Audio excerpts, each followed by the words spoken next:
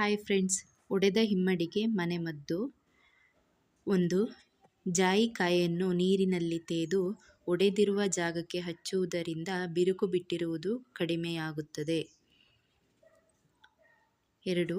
ಅಲೋವೆರಾವನ್ನು ರಾತ್ರಿ ಮಲಗುವ ಮುನ್ನ ಹಚ್ಚುವುದರಿಂದ ಹಿಮ್ಮಡಿ ಬಿರುಕು ಬಿಟ್ಟಿರುವುದು ಕಡಿಮೆಯಾಗುತ್ತದೆ. 3. ನಿಂಬೆ ರಸವನ್ನು ಮತ್ತು ವ್ಯಾಸಲಿನ್ ಸೇರಿಸಿ ನಿಮ್ಮ ಪಾದವನ್ನು ಉಜ್ಜಿದರೆ ಬಿರುಕು ಶಮನವಾಗುತ್ತದೆ.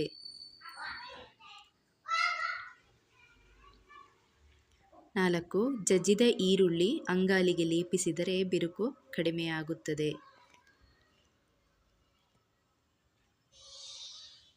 5. ಚಳಿಗಾಲದಲ್ಲಿ ಮುಖ ಮತ್ತು ತುಟಿ ಮತ್ತು ಅಂಗಾಲಿನ ಚರ್ಮ ಒಡೆದಿದ್ದರೆ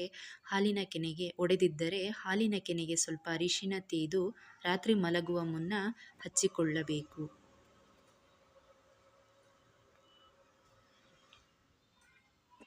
6.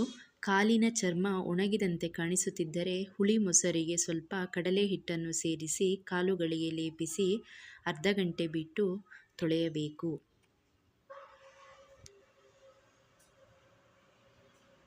7. ಒಂದು ಟಬ್ನಲ್ಲಿ ಬಿಸಿ ನೀರನ್ನು ತೆಗೆದುಕೊಂಡು ಅದಕ್ಕೆ ಒಂದು ಹಿಡಿ ಉಪ್ಪನ್ನು ಹಾಕಿ 20 ನಿಮಿಷ ಕಾಲನ್ನು ಅದ್ದಿ ಇಟ್ಟುಕೊಳ್ಳುವುದರಿಂದ ನೋವು, ಬಿರುಕು ಕಡಿಮೆಯಾಗುತ್ತದೆ.